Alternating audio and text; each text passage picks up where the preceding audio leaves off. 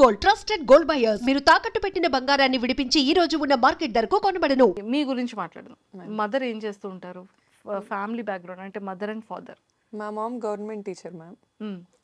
చాలా కష్టపడి పైకి వచ్చారు. అండ్ మా ఫాదర్ కూడా సెల్ఫ్ మేడ్ పర్సన్, పాలిటిక్స్లో ఉంటారు. అండ్ ప్రాపర్గా అయితే ఈజ్ అ ఫార్మర్. ఆయనకు ఒక బిరుదు ఇవ్వాలంటే. అండ్ బిజినెస్లు కూడా చేసేవాళ్ళు. ఇంతకుముందు ఫార్మా కంపెనీ ఉండేది మాకు, ఫార్మా ఇండస్ట్రీ. ఓకే. ఆ ఫ్యాక్టరీస్ చూసుకునే వాళ్ళ డాడీ. అండ్ ఇప్పుడు ఆయన రిటైర్మెంట్ తీసేసుకున్నారు. Is being with his grand kids and just being happy అంతే. బ్రదర్ అండ్ సిస్టర్స్ ఉన్నారా? అక్క ఉన్నారు మ్యామ్. అక్క హౌస్ వైఫ్, 2 పిల్లలు. ఇక్కడే హైదరాబాద్ సెటిల్డ్? అక్క హైదరాబాద్లోనే ఉంటారు మ్యామ్. అక్క హైదరాబాద్లోనే ఉంటారు. సో మమ్మీ మీతో ఉంటారా? లేదు మ్యామ్, మమ్మీ ఊర్లోనే, ఇంకా రిటైర్మెంట్ అవ్వలేదు మ్యామ్. సో ఇంకా అందుకని మమ్మీ డాడీ నందిగాం మా ఊర్లో ఉంటారు. నందిగాం.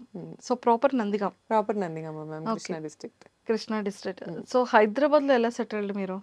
యాక్చువల్లీ మా ఫాదర్కి ఇక్కడ ల్యాండ్స్ ఉన్నాయి మ్యామ్. మా చిన్నప్పటి నుంచే ఇక్కడ రియల్ ఎస్టేట్ చేసేవాళ్ళు.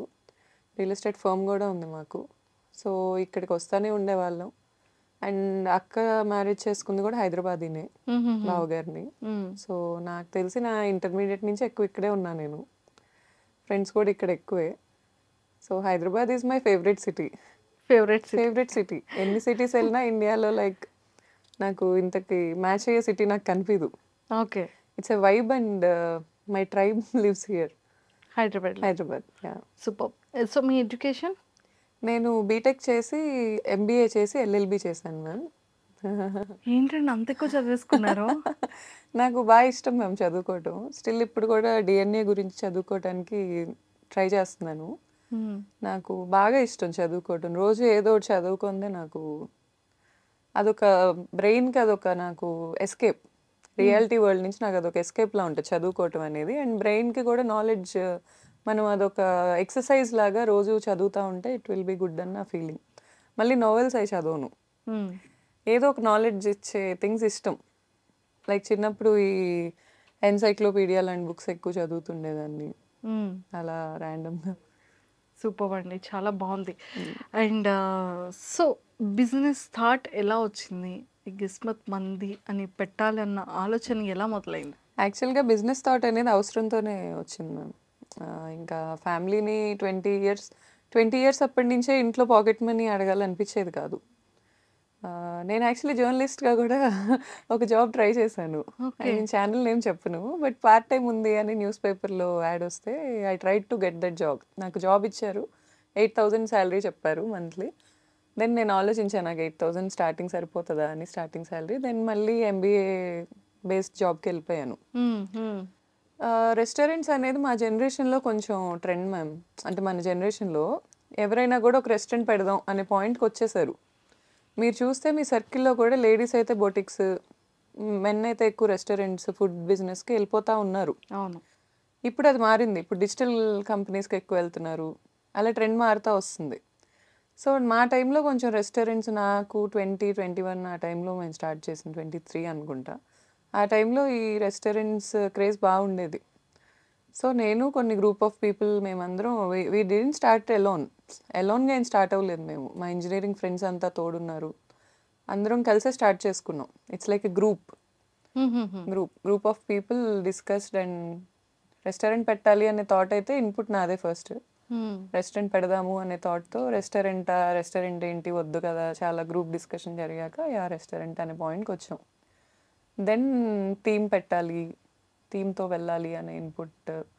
సో బేసిక్గా ఇప్పుడు మేము స్టార్ట్ చేసిన రోజుల్లో attention is the new currency. ఎంత అటెన్షన్ ఉంటే అంత కరెన్సీ. ఫస్ట్ నుంచి కూడా అటెన్షన్ అనే పాయింట్లోనే వర్క్ అయ్యింది నా మైండ్. ఫస్ట్ బ్రాంచ్ అనేది పెట్టుకోవటం అనే దాంట్లో నేను నా సక్సెస్ ఎక్కువ క్లెయిమ్ చేసుకోలేను. ఎందుకంటే నేను చాలా వర్క్ చేశాను. మార్నింగ్ నుంచి నైట్ వరకు ఆ బ్రాంచ్ నేను చూసుకునేదాన్ని, పైనే ఉండేదాన్ని, ఇదంతా జరిగింది.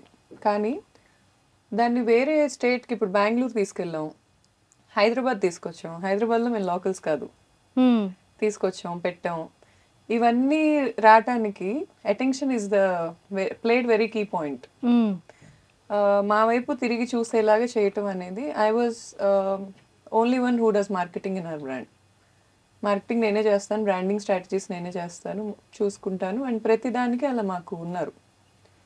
ఇప్పుడు మా ఫ్రాంచైజ్ ఓనర్స్ కూడా ఫస్ట్ బ్రాంచ్ మాది సక్సెస్ అయిన తర్వాత ఈ అటెన్షన్, ఈ సందడి అండ్ మోర్ ఓవర్ నా ఇన్ఫ్లుయెన్సర్ ఫ్రెండ్స్ వాళ్ళు ఎంత స్వీట్ అండ్ ఎంత గ్రేట్ అంటే ఆ గ్రేట్ అనే వర్డే నేను యూస్ చేయగలను వాళ్ళకి.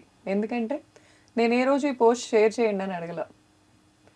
ఎంత మన అనే ఫీలింగ్ ఉండిందంటే, నేను ఇలా కూకట్పల్లిలో ఫ్రాంచైజ్ ఇచ్చాం, స్టార్ట్ చేస్తున్నాం అనగానే ఎంతమంది వచ్చారో ఓపెనింగ్ మీరు అసలు గెస్ట్ చేయలేరు. I didn't pay them. Influencers commercial అంటారు, నేను ఒప్పుకోను. I didn't pay them. నేను రండి ప్లీజ్ అని అడగలేదు. ఒక పోస్ట్ పంపించాను వాట్సాప్లో, ఎంతమంది వచ్చారు నాకు బాగా గుర్తు. First counter 4,000 wow. First day. Okay. 4,000 is very తక్కువ. అప్పటికి మార్కెటింగ్ చేయలే. అవును.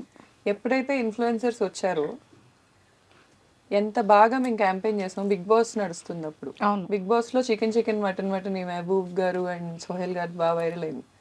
అదొక క్యాంపెయిన్ నేను వాడుకున్నాను, అటెన్షన్ గ్రాప్ చేసుకున్నాను అక్కడ. ఆ రోజు నుంచి టచ్ వుడ్ 1 lakh తక్కువ ఎప్పుడు చూడలే కౌంటర్.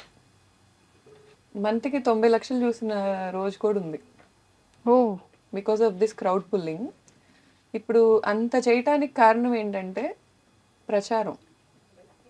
ఇప్పుడు రోజుల్లో మన దగ్గర కంటెంట్ ఉన్నా, మ్యాటర్ ఉన్నా, ఇక్కడ కూర్చుంటే ప్రపంచం రాట్లా. ఇన్బౌండ్ మార్కెటింగ్ అంటారు. మనం కూర్చున్న దగ్గరికి రాబట్టడం అది చాలా కష్టం.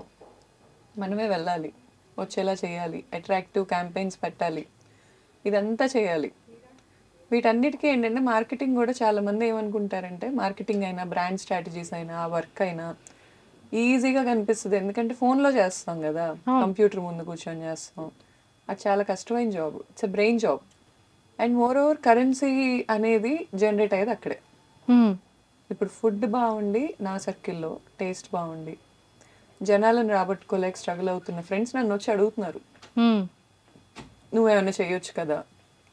చాలా పెద్ద పెద్ద యాప్స్ నన్ను అడుగుతున్నాయి, నువ్వు వచ్చి జాయిన్ అవ్వచ్చు కదా. పెద్ద పెద్ద యాప్స్ అంటే ఇంకా ఫేమ్ రానివి, వర్త్ ఉన్నవి, అండ్ మోర్ ఓవర్ చాలా ఇన్వెస్ట్ చేసి కూర్చున్నవి. ఇంత వర్త్ ఉంది, ఇంత వర్క్ చేస్తున్నాం, ఇంతమంది స్టాఫ్ ఉన్నారు, కానీ రాట్లా రెవెన్యూ. మనుషుల్లోకి తీసుకెళ్ళాలి ఎలా? గొరిల్లా మార్కెటింగ్ అని ఉంటుంది మ్యామ్. గొరిల్లా మార్కెటింగ్ అని ఏంటంటే చీప్ అండ్ బెస్ట్, తక్కువ ప్రైస్లో ఎక్కువ మనీ మనం రాబట్టుకోవడం. ఇదంతా ఏంటంటే మార్కెటింగ్ క్లాసెస్లో చెప్తారు మనకి. ఇప్పుడు మీకు జర్నలిజం అంటే ప్యాషన్తోనే వచ్చి ఉంటారు, అలా ప్యాషన్ ఉండాలి. మార్కెటింగ్లో కూడా ప్యాషన్ ఉండాలి, బ్రాండింగ్లో ప్యాషన్ ఉండాలి. ఇప్పుడు ఒక బ్రాంచ్ పెట్టుకోవటం వరకు మన ఖర్చు, మన డబ్బు, మన శక్తి ఇవన్నీ దాంట్లో ఇంక్లూడ్ అయి ఉంటాయి. కానీ దాన్ని బ్రాండ్ చేయటం అనేది ఇస్ ఎ డిఫరెంట్ సబ్జెక్ట్. దాన్ని ఒక బ్రాండ్ చేయటం అంటే ఇప్పుడు 3 states మేము కవర్ చేసాం కదా. నా ప్రెగ్నెన్సీలో నేను బ్రేక్ తీసుకోకపోయి ఉండుంటే, నేను బ్రేక్ తీసుకునే టైంకి నాకు యూఎస్ నుంచి ఎంక్వైరీస్ ఉన్నాయి, వాళ్ళతో నేను మాట్లాడుతున్నాను, అవి కూడా అయ్యాయి. కానీ it's okay. My baby Jasmat is very happy and very good. నీట్గా ఉంది, అది ఎప్పుడు గ్రాఫ్ అప్లోనే ఉంది, అలాగే వెళ్తుంది. అంతవరకు హ్యాపీ నాకు. కాకపోతే కొంచెం స్పీడ్ వెళ్ళే వాళ్ళం, కొంచెం స్లో అయ్యాం, మళ్ళీ స్పీడ్ అయిపోతాం అంతే. సూపర్. నాకు తెలిసి మీరేం స్లో అవ్వలేదు. 16 బ్రాంచెస్ ఓవరాల్గా 3 స్టేట్స్లో సక్సెస్ఫుల్గా రన్నింగ్ అవుతుంది అంటే ఏదైనా మామూలు విషయం అండి కదా. సో ఏపీలో ఎన్ని ఉన్నాయి మ్యామ్? ఏపీలో విజయవాడ ఒకటి ఉంది, నెల్లూరు ఒకటి ఉంది, ఏలూరు ఉంది, గుంటూరు ఉంది, అంతే మ్యామ్. మా వైజాగ్లో ఎప్పుడు పెడతారు? Vizag next franchise ma'am, already okay అయిపోయింది. ఓ సూపర్. యాక్చువల్లీ వైజాగ్ ఏంటంటే మేము 360 బీచ్ వ్యూ కోసం చూస్తున్నాం. దాని గురించి వర్క్ నడుస్తుంది, కానీ ఆల్రెడీ ఫ్రాంచైజ్ ఓనర్స్కి నేను కమిట్మెంట్ ఇచ్చేసాను. నెక్స్ట్ మేము స్టార్ట్ చేసేది ఇదే. ఇప్పుడు మాదాపూర్ బ్రాంచ్ మీరు విజిట్ చేయాలి మ్యామ్. అయ్యో తప్పకుండా. ఇప్పుడు ఈ వీడియో చూస్తున్న అందరు కూడా విజిట్ చేయాలి అది. ఎందుకంటే ఇండియాలో ఫస్ట్ టైం థియేట్రికల్ డైనింగ్ అని పెడుతున్నాం మనం. ఓ. నాకు ఏషియాలో ఉందో లేదో ఐఎమ్ నాట్ షూర్ మ్యామ్, ఇండియాలో అయితే లేదు. థియేట్రికల్ డైనింగ్ అంటే ఏంటంటే మనం థీమ్ కాదు, ఎక్స్పీరియన్స్ ఇస్తాం. ఇప్పుడు అక్కడికి వచ్చిన వాళ్ళు మేమేమి థీమ్ పెడుతున్నాం చెప్పను మ్యామ్, అదో సర్ప్రైజ్. ఎందుకంటే దాని రివీల్ కూడా కొంచెం సోషల్ మీడియాలో చూపించుకోవాలి. సో అదేంటంటే ఎక్స్పీరియన్స్ ఇస్తాం. వచ్చిన వాళ్ళకి అక్కడ ఒక ఎక్స్పీరియన్స్ క్రియేట్ అయ్యిద్ది, జస్ట్ థీమ్ కాదు. అంటే ఇప్పుడు డైనోసార్ థీమ్ ఉంది మ్యామ్, డైనోసార్లు ఇక్కడ ఉంటాయి, కానీ దానివల్ల డైనోసార్ వచ్చిన ఫీల్ రాదు కదా. ఆ ఫీల్ ఇవ్వడానికి ట్రై చేస్తున్నాం. డైనోసార్ థీమ్ కాదు, మీరు అలా అనుకోకండి. లేదు లేదు, ఇప్పుడు మీరు థియేట్రికల్ థియేట్రికల్ డైనింగ్ అంటే ఎలాంటి ఎక్స్పీరియన్స్ ఉంటుందా అని నేను గెస్ట్ చేయడానికి చాలా బాగుంటుంది. మైండ్ కి ఒక వర్క్ ఇచ్చారు లేదు, ఎందుకంటే మా రెస్టారెంట్స్ లో customer is the king. So మేము ఎలాంటి ఎక్స్పీరియన్స్ చేయొచ్చు అని అనుకుంటున్నారు మీరు? మేము ఎలా ఫీల్ అవుతాం అది చూసి? ఆ ఫీల్ ఎలా ఖచ్చితంగా ఉంటుంది? న్యూగా ఫీల్ అవుతారు మ్యామ్. ఎప్పుడు ఎక్స్పీరియన్స్ చేయని ఒక న్యూ థింగ్ చూడబోతున్నారు. అండ్ మా టార్గెట్ మిడిల్ క్లాస్. ఎప్పుడు మేము అక్కడి నుంచి వచ్చాం, మా రూట్స్ అవే, మా టార్గెట్ కూడా అదే. ఆ అంబియన్స్ మిడిల్ క్లాస్కి ఇవ్వటం is impossible. I can write it and give, it's impossible. కానీ నాకు ఇవ్వాల్సిందే లగ్జరీ ప్రీమియం డైనింగ్ అంతా కూడా and nowhere in India okay, for sure. ప్రతి మిడిల్ క్లాస్ వాళ్ళు హ్యాపీగా రావచ్చు. హ్యాపీగా రావచ్చు. బా